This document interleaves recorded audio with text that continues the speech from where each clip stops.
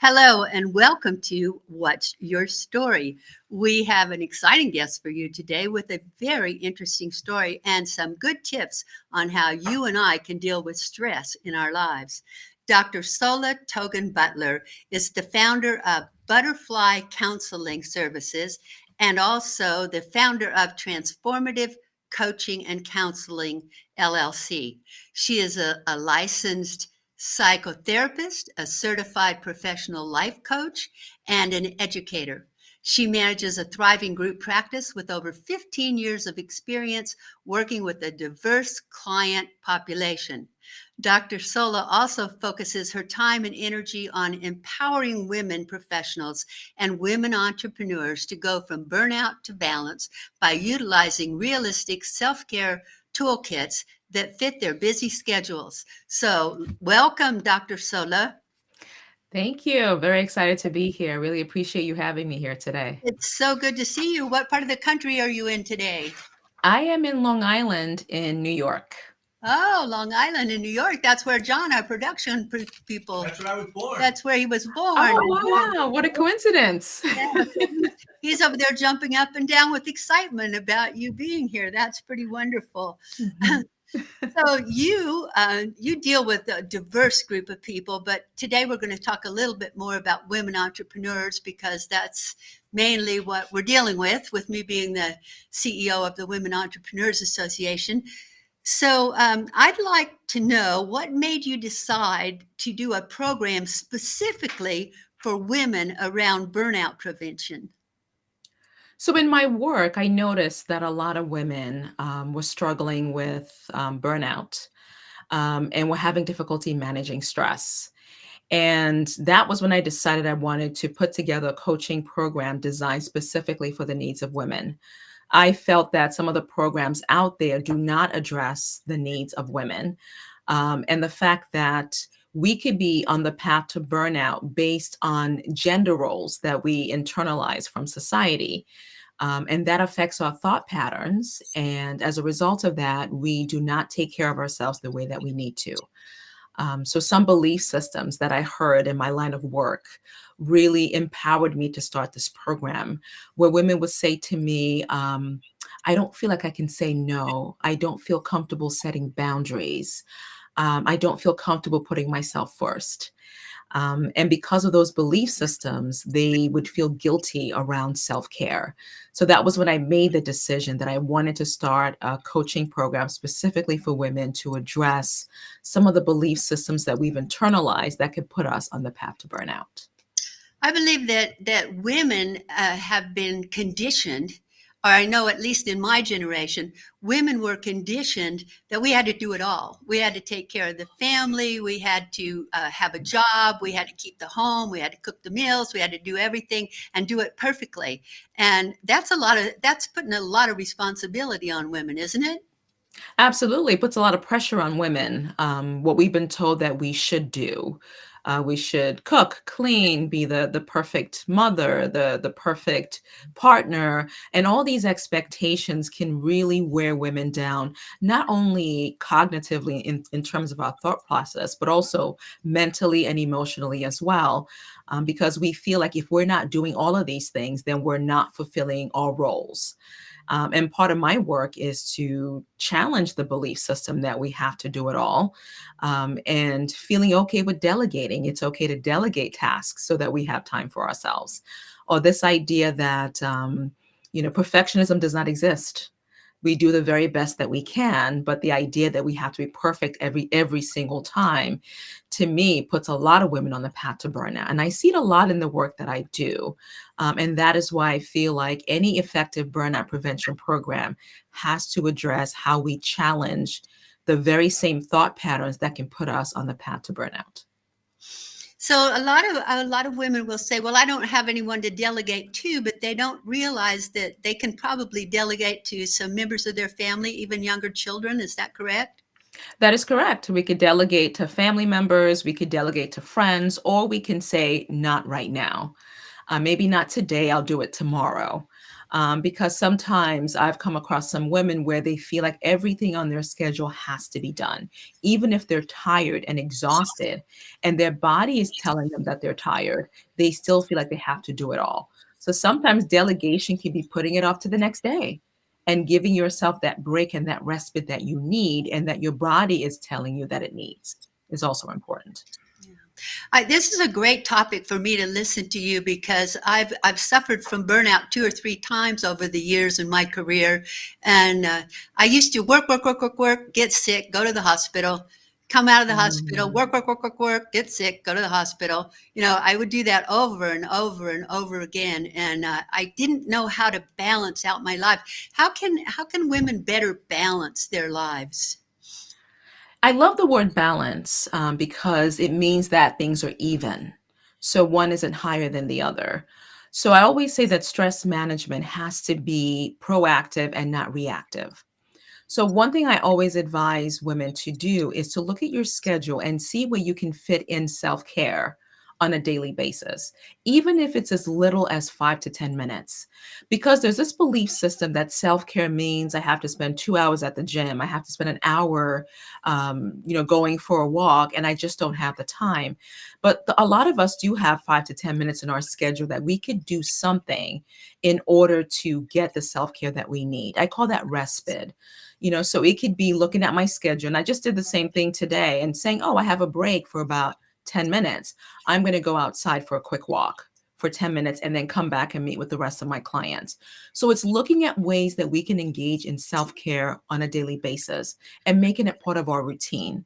It also involves listening to our bodies. Our body has a way of letting us know that it's tired and taking the break that we need to. And even emotionally, when we're emotionally exhausted, what are some things that I can do to replenish myself or to process my emotions in a healthy way? So, the one thing I tell women is how do we make stress management proactive and not reactive? How do I do that? So, what you want to do is you want to make sure that you find the things that you enjoy doing. And how do you incorporate that into your daily schedule? Now, one of my absolute favorites is what I call soothing with the senses. So, using your senses in a way to soothe yourself when you're feeling stressed out and overwhelmed. So, for example, what can I see that is soothing for me? And I could do that in 5 minutes. So maybe there's a picture on my wall, or I can look out my window and look at the trees or look at the sky. That's soothing with sight. What can I hear that is soothing to me? So sometimes listening to relaxing music. Again, we could do this in 5 to 10 minutes, where I stop everything I'm doing. I love bossa nova, for example. So I put on some jazz music, I close my eyes, and I listen to the music for 10 minutes. That can be a way to incorporate self care into my schedule. What can I touch that's soothing to me? So right under my desk, I have a carpet. And sometimes I'll take off my shoes and I'll run my feet on that carpet. Very, very soothing. What can I taste that is soothing for me? And also, what can I smell? So, these are techniques that I teach my clients 5 to 10 minutes every single day. That is being proactive. I'm not waiting until I'm stressed out and overwhelmed to start taking care of myself. I'm doing something every single day. So, we do that for our physical health in terms of being preventive. We go to the doctor once a year, we go to the dentist every 6 months. I say the same thing about self care. Let's do it every single day so that our body has that moment to just relax and can take on the next task or responsibility that we want to take care of or do. I really like that. I've never heard it before, to take the time to incorporate each of your senses with what is soothing to me. I've never heard that before. And now that I hear you saying it, I think I can do that. That sounds like something that I could incorporate into my life. But I think I better stay away from the what can I taste that's soothing to me, because some of us get around to tasting a little too much, right? Right. So, tell me a little bit more about your Burnout to Balance program for women. So the burnout to balance for women is consists of 10 weeks. And there's a virtual classroom where my clients can go into the virtual classroom and watch a variety of videos that cover different topics. So, for example, we cover gender roles and socialization, which looks at the ways in which we have been socialized to have belief systems that can put us on the path to burnout. Some of the videos talk about how we can stay on top of our emotional health. Because when we think about burnout prevention, people often think about like exercise and working out and doing activities Mhm. that I enjoy. It also involves being aware of your thought patterns. It also involves being on top of your emotional health because they're all connected. So there are virtual videos that my clients watch on these topics, and then we meet twice a week for a live Q&A where we can ask any questions we have about the videos that we watched. There's also worksheets to practice, like soothing with the senses or all the different self-care techniques that I talk about in those videos. So my clients can bring those worksheets to the live Q&A so we could talk about them and answer any questions related to those tools. And they have access to that for life. So they can always, use the worksheets when they need to. And then in addition to that, we also have a private Facebook group where we can also meet to support each other. Because one thing that I've learned is the power of a supportive group where women can come together and support each other and learn from each other. So it was very important for me that my coaching program consists of a supportive community. So we meet in person. We meet virtually in terms of the Q&As, and then we also have a chance to remain connected in the private Facebook group. I find it very interesting that over the years, women never really came together in community like men did. We never fully supported each other. We felt like we were so in competition with each other. I find that, or I think I see that moving away, and women doing more collaboration. Is that true? That is absolutely true. And that's the power of groups. As a mental health professional, I ran groups, and it was always just very powerful to me to see how people can come together to support others. There's also the power in knowing that you are not alone in what you're going through. Mhm. And that builds that community that I don't have to feel isolated. I don't have to feel like I don't have the tools to address the issues that I'm going through. So I think more and more women are coming together to support each other, to collaborate, to have that connection. And there's power in that in and of itself. So as a woman entrepreneur, the ability to meet with other women entrepreneurs has been so powerful for me in a lot of ways, because when I started on this journey, I did feel isolated. I felt like I couldn't talk to others about what I was going through because the response I would get is, well, just go back and get a job. Like, you don't have to do this. And I didn't find that to be very helpful. So that's why I felt that it was important for me to be around other women entrepreneurs to talk about our successes and our challenges and what can we do together to help each other achieve our goals. Because I feel like we could do more together than we could do individually. Definitely, definitely. I'm quite a bit older than you are, and I come from a different era. I come from that time when women wanted to be the only woman that did a certain thing, or the Yes. youngest woman that did a certain thing, or the most educated woman. So we had that real competition feeling. And in the group that you and I are in, the Women Thrive group that we're a part of right now, I don't feel that at all. I feel a real collaboration. I feel like women connect and they collaborate and they celebrate. And that's one of the things that I brought to the Women Entrepreneurs Association is connect, collaborate, celebrate. I think that is so important for us to do. And I see that in you all the time. You're a great mentor and role model for people like me. Even though you're younger than I am, you're kind of my hero. So I'm delighted to have you on this show today. So tell us a little bit about those butterflies that are all over the wall behind you and why your company is named after them. Yes, I love butterflies. Butterflies to me symbolize transformation. So when I started my mental health practice, I named it Butterfly Counseling Services. And the theme is I begin, I believe, I become, and we kind of show the butterfly in different stages, just to know that no matter what you're going through, you can be the person that you want to be. You can transform into that person, and that's what those butterflies represent to me. And one of my favorite sayings is that the butterfly represents that no matter how much darkness you go through, you can still emerge as the person and self-actualize to be the person that you want to be. So that's why I love butterflies so much. Like whenever I see butterflies, I just think of beauty, I think of transformation. And even though they had that period of darkness, when they were in that cocoon, they still emerged into this beautiful butterfly, and we could do the same thing. So it's never ever too late for transformation to take place. I always think when I see people that are going through really really difficult times, that I wish they had someone like you to explain that to them, that from the dark times it will change. Yes. Life goes up and it goes down, it goes up and it goes down. And I know last year when I was having the worst year of my life, I would talk with you and others on our group, Yes. and at one point I actually said, I feel like a caterpillar and I'm just waiting to become the butterfly next year. Yes. And it's such a great analogy that you use to help people see that whatever that darkness is, you can move into a new place and you can be the beautiful person that you were meant to be. Absolutely, absolutely. So that butterflies to me are, they're that symbolism in a lot of ways. Yes. It's the reminder. So that's why when I see them, it's always a reminder that yes, I can be the person that I want to be. That even though I'm going through the darkness right now, the light comes in the morning, and that butterfly represents that. So that's why butterflies are close to my heart.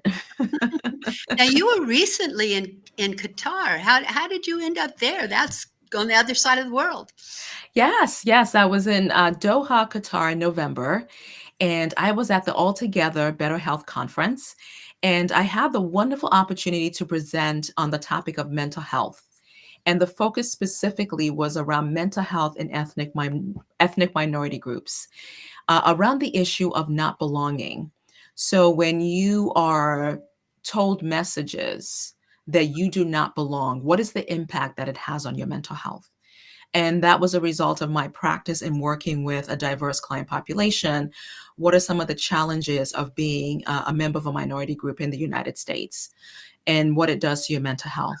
Sometimes the fear of what am I going to encounter when I leave my home in terms of maybe racism or discrimination. And if it's something that you're dealing with on a day to day basis and there isn't an outlet, what are some of the mental health issues that come up as a result of that? So I had the opportunity to do a presentation on my research in Doha at Qatar University, which is one of the most beautiful campuses in the world. Really? So yes, Qatar University has one of the most beautiful campuses in the world, and there was a section of the campus that I loved. I believe it was called the Serenity part of the campus, where you sit outside and there's a waterfall and there's palm trees. Oh, wow. And I would love to just sit there during breaks from the conference and close my eyes, talk about soothing with sight and hearing, and just sit there and just listen to the waterfall. And they had that in place for their students. And I thought it was amazing that if students are feeling stressed out, they can go to that serenity section and just sit there and just look at these beautiful palm trees and the waterfalls and the rocks. So it was a wonderful opportunity to present my research at Qatar University in Doha. I really enjoyed every single moment of that conference and met some amazing people from around the world. Well, I know they loved you. I know they did.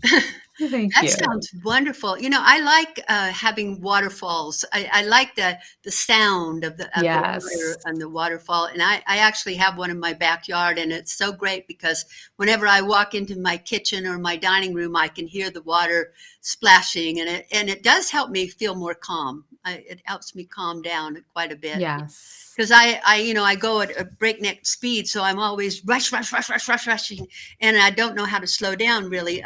Do you find that there are a lot of people like that? Yes, because there's a lot of positivity around. You should rush all the time. You should always be hustling. It's almost like a badge of honor that's given, in our society if you're constantly on the move. To the point where, people would say to me, if I just sit down and take a moment to relax, I feel guilty. Mhm. They feel guilty because the idea is you should always be doing something. So they feel guilty doing nothing. And then, quote unquote, nothing has a negative connotation to it. So part of restructuring the word nothing is I tell my clients, you are doing something. You're relaxing, you're rejuvenating, you're respite. Let's find a word for that so we understand that we are doing something and the importance of rest. So I share very openly on Saturdays, I do not get out of bed until noon. And there's Ooh, no I want to guilt. do that. Yes, there's no guilt associated with that. That is my time for respite. That is my time to relax, whether it's in prayer, whether it's reading a book, whether it's doing deep breathing, catching up on my videos. That is my time. And there's no guilt associated with that because I know I need that time. Or it could be sleeping right up until noon. And that's okay to take that time for respite. But the hustle culture is seen as a badge of honor because that's what's been communicated to us. So I work with my clients on restructuring that and, the art of doing nothing, of just relaxing and just being with yourself and seeing what your body needs and responding to that appropriately. That's really good food for thought. That really is. I recently, because I had so many surgeries last year, and I was feeling, I spent a lot of time in bed last year. So the other day I was laying in my bed in the morning, and I was thinking, I don't want to get up. And then I thought, well, I don't have to get up. I have no place I have to go today or do. I think I'll just lay here and really enjoy the comfort of my bed. And I just laid there, and I thanked God for my wonderful bed, and I really felt spoiled. I felt like, Yes. wow, this is so awesome. I haven't ever done that before.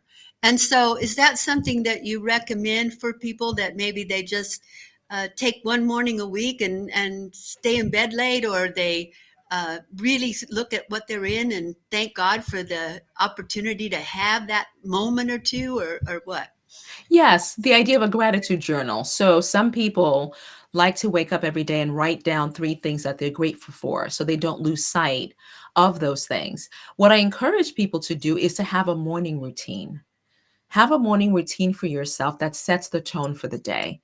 And again, when I say routine, it can be as little as 5 minutes. Mm. Because as soon as I say routine, I don't have an hour, I'm rushing in the morning. So a routine can be 5 minutes. My routine is when I get up, I say my morning prayer, and then I do a stretch for like 3 minutes. And then I'm ready to go. That's all it takes. It's doable, it's bite-sized, it's manageable, and it feels good because on the days that I don't do it, I notice a difference. Ah, So think of a routine to set the tone for the day. So my weekend routine is staying in bed till noon, but during the week, it's doing my stretches. Then once I'm done with my stretches, get the kids off to school, and then I do my little exercise for like 20 minutes, and then I'm ready to go and see clients. So it's a routine that I've set for myself proactively to minimize stress. And on the days that I don't do it, I notice the difference. So yeah. it's getting my body ready. Yeah. Now you mentioned you get your kids off for school. So I think people look at people like us sometimes and they think, oh, well, you don't have a life like the rest of us. And so, of course, it's easy for you to stay in bed till noon, or it's easy for you to stretch every morning. But you just mentioned kids. Now, how many kids do you have? And what is the routine with the kids in the morning to not get stressed out there? So I have 2 children, that I get ready for school in the morning. So they are 13 and 15. So they're more independent. I remember the days when they were a lot younger, there was a lot that I had to do, but I still gotta get them up in the morning. So before I have to get them up, I get myself up first to do my prayer, do my stretches, and then I wake them up, and then I have to supervise to make sure that they are doing what they need to do because a bus is comes at a certain time. If you're not ready, the bus leaves you. So kind of supervising that and then getting like their lunch for school ready, their water ready, making sure all that is set to go, and then getting them out the door. So it's different from when they were younger, where you had to do every single thing. Yeah. I think now that they're teenagers, it's more about waking you up and making sure you're following the timeline. Did you brush your teeth? Did you comb your hair? Is everything ready to go? Because we cannot miss the bus. So that is the routine in the morning. So it's me getting up literally, I would say 5 minutes before I get the kids up.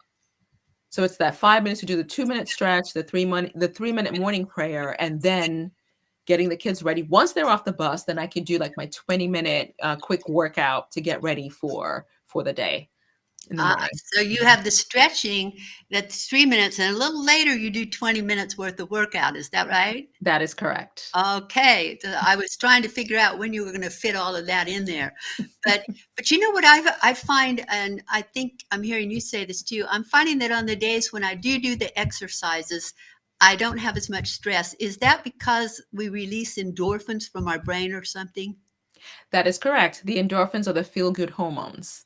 So when we exercise, we're releasing those hormones into the body, the feel good hormones. And then it really minimizes stress levels. And that is why people like to exercise. Some people say, I just feel really good when I exercise. And that's because those hormones are being released. And for me, it's those hormones that set the tone for the day. So I'm walking into my sessions, I'm feeling good, I'm fully present for my clients because as a therapist and as a coach, we are the tool. And I learned that in graduate school. You are the tool. So you need to make sure that you are at your best mentally and physically so you can be present for your clients. So I'm very cognizant of that on a daily basis. Before I walk in to my office and I see my clients virtually as the tool, how are you? Because you need to make sure you're okay. So those stretches do wonders for me. And even if I can't do my 20 minutes, I have some on my app that are 5 minutes long, and I'll do the 5 minutes and I'll do my self care before I am fully present for my clients. Hmm.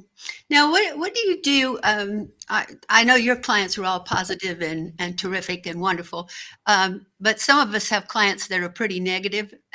So, what do you Mhm. do when you have negative clients and they pull the energy way down, and you're trying so hard to help them pull their energy back up, and then you have to go from that client to the next client? And what do you do in between? Do you do some self care thing there that kind of help you get back up, or? Yes, Yeah. that's a great question. And that's why I have breaks in between my clients because you do need that time to kind of leave behind what you've done with one client so you can be present for the other. And one of my favorites is a technique called shake like a tree.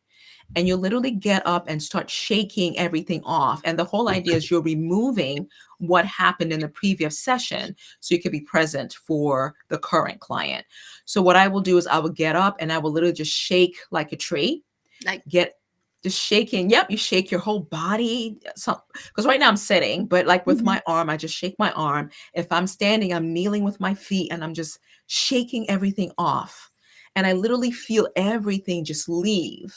And then I can come and be present for my client. So that's a technique that I use, or one of my soothing with my senses techniques.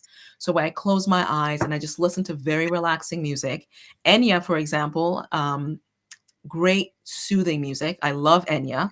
I've loved her since I was in oh, I college. love Enya too. Enya's Yes. wonderful. She's wonderful. Her music is so relaxing. So I have these techniques in between clients. So that's why I try to give myself anywhere from 10 to 15 minutes so I'm able to do that. So I'm fully present for the next client that I will be meeting with. That's powerful. I really like that. I was just kind of shaking here, experiencing just for a moment, and I already felt a little better. It like gave me a little bit of energy. So Yes. yeah, I'm learning so much from you. This is cool. So you're going to be speaking at the Women Thrive Conference in March. What Yes. are you going to be speaking about?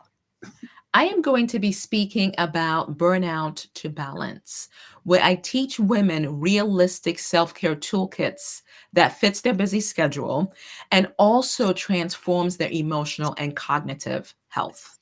And that is the part that's important to me, where yes, it's great to know the techniques. We also need to be aware of our thought patterns because our thoughts affect our emotion and our behavior. And the way to do that is to make sure that we stay on top of them. There's an awareness of them on a daily basis. So I engage in self awareness regularly by asking myself questions. Sola, how are you feeling today? Sola, what's going on with you today? Because emotions are storytellers and they're there to tell us a story, and we need to listen to what they're saying.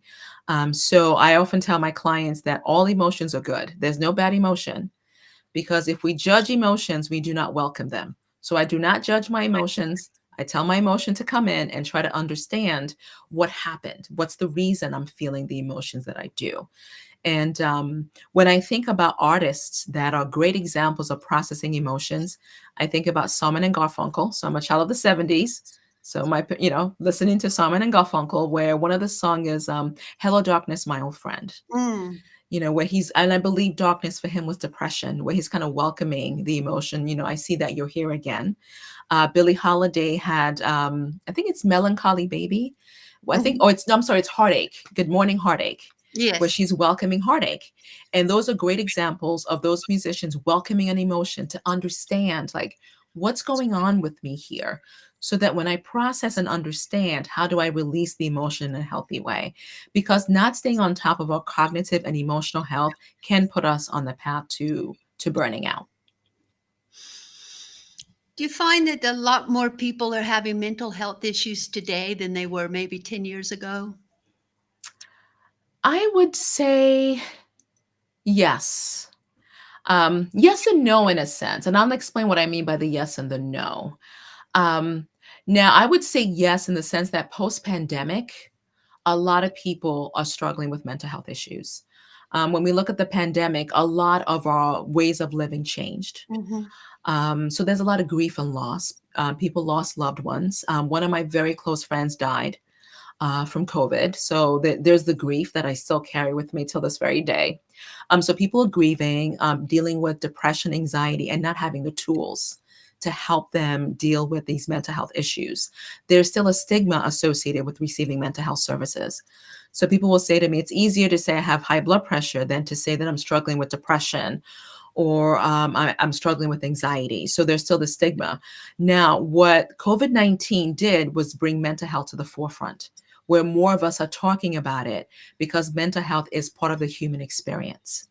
So that's what I mean by the yes. Now, the no is mental health issues were there before. It's just that it was much more stigmatized in the past than it is currently. Mm. So it's not to say people didn't struggle with mental health issues, it's just that you didn't talk about it.